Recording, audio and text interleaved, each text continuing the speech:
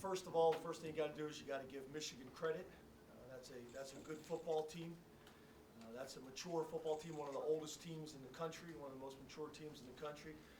Ranked number 4 for a reason. They're a good football team. You got to give them credit. We didn't play well. Our linebacker situation, I don't know if I've ever been through something like this or seen anything like this. You know, we got Bell, Wortman, and Kabinda out. Brandon Smith gets thrown out on a targeting call, and that's the rule. I don't know what to tell the kid. He's going for the ball. He's going for the interception with his hands out, and you know, they hit helmet to helmet. So I get it. I understand. I don't know what you tell the kid. He gets ejected from the game from it, and then Jan Johnson comes in, and we lose Jan Johnson for the season as well. So our linebacker situation, again, I don't know if I've ever seen anything like it.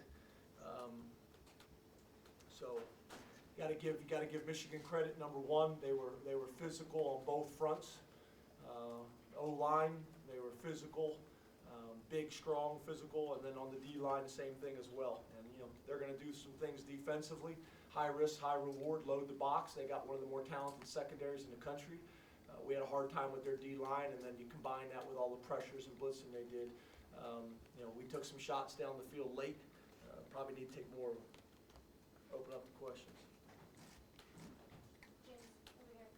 Down 28-7 in the third quarter, 4th and 2, big formation and timeout. What did you see on that play, and what led to the decision to continue to kick instead of going for it? Yeah, that was not a good decision on my part. Second guessed ourselves there and thought maybe we should, you know, go for the touchdown. But still a lot of time left in the game.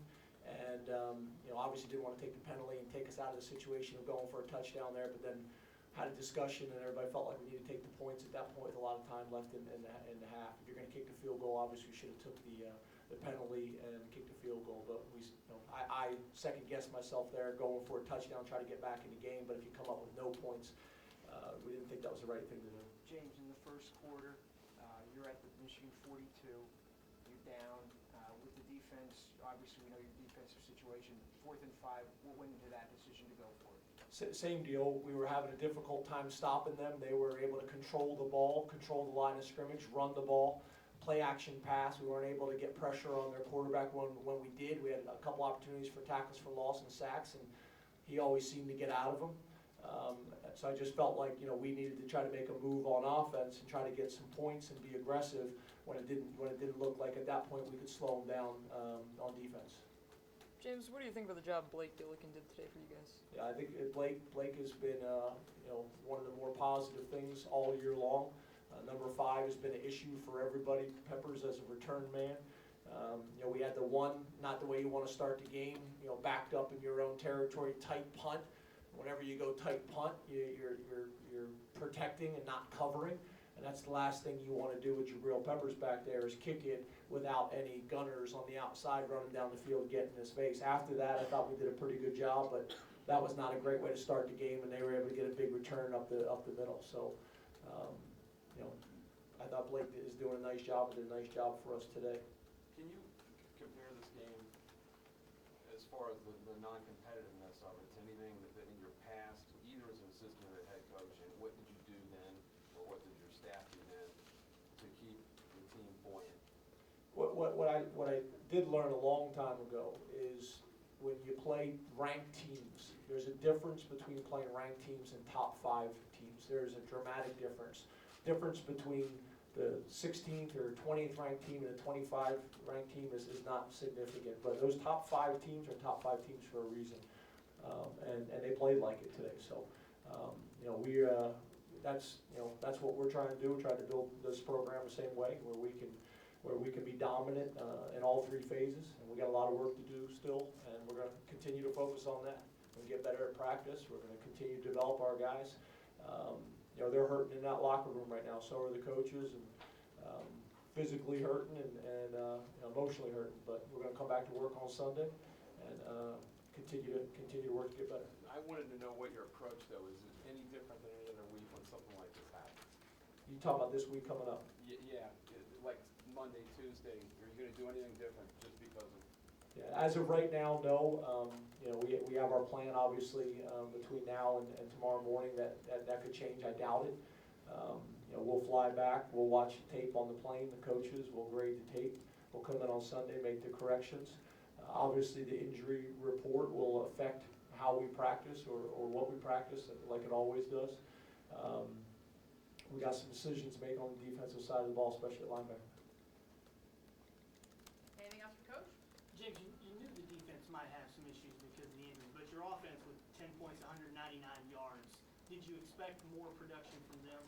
Yeah, I expected more production from all three phases. One of the top defenses in the country. They were beating us up front, and like I told you guys in the past, when you're getting beat up front on offense or defense, it can be challenging. So yeah, I thought we could be more successful, offensively, especially early on. We weren't able to do that, but yeah, I thought we had a chance to be more successful in all three phases today. When you talk about making possible decisions at linebacker, what decisions are there to be made in terms of the limited personnel that you have?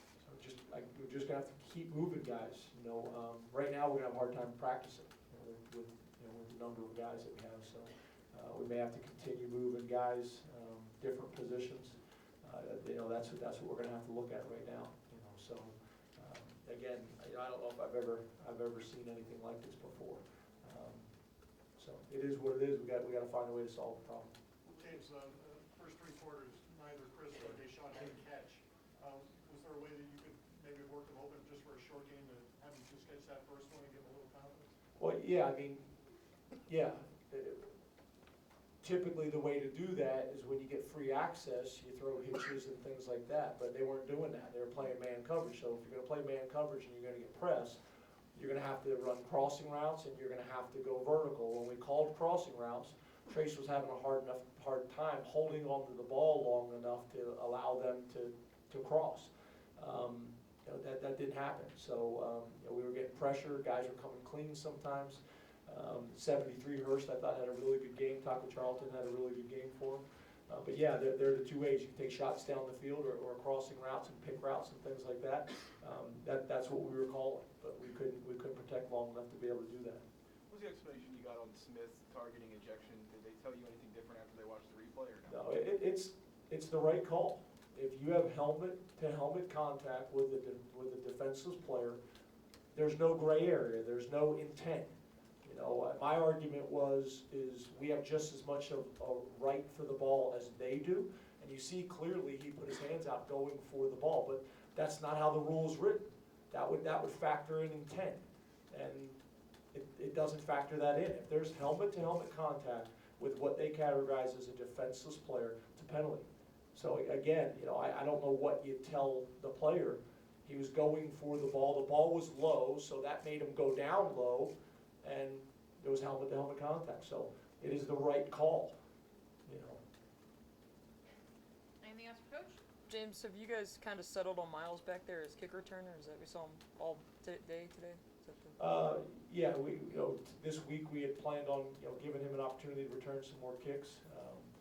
The one thing I was proud of him is young players, they typically want to force things to happen, and our rule was to line up 2 yards in the end zone and don't back up. If you catch it going forward, go. And I thought he made some good decisions back there, which we were able to get the ball on the 25-yard line and move forward. And sometimes these young players, they want to make a play so bad they return balls that they shouldn't. So he did that, and that was a positive. James, I know you said you agree with the call based on the rule itself. Will you still submit this for review, Big Ten? It's the only time you submit something is if it's something you watch on film that you think is different than what the rule states.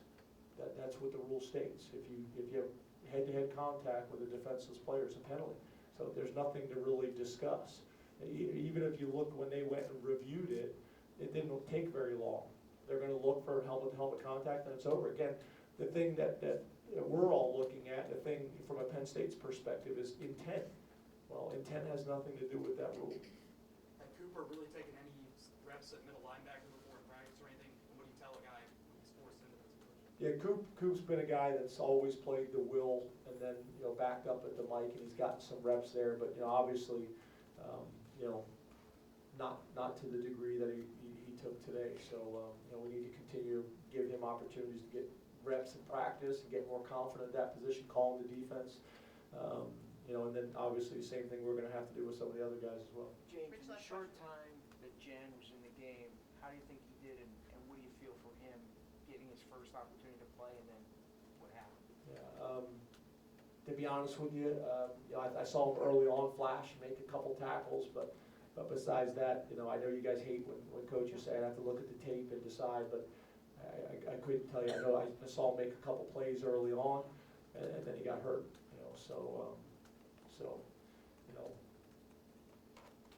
I'd have to watch the tape to tell you that. I know you guys don't want to hear that, but that's really the answer. Cam Brown got his first start, or first significant action at 10 tackles. He's obviously going to play more. You're going to see a bunch of Manny, you're going to see a bunch of Cooper, you're going to see a bunch of Cam Brown, and then we're going to have to get these guys more reps to develop back up, and then we'll get Brennan back as well, obviously.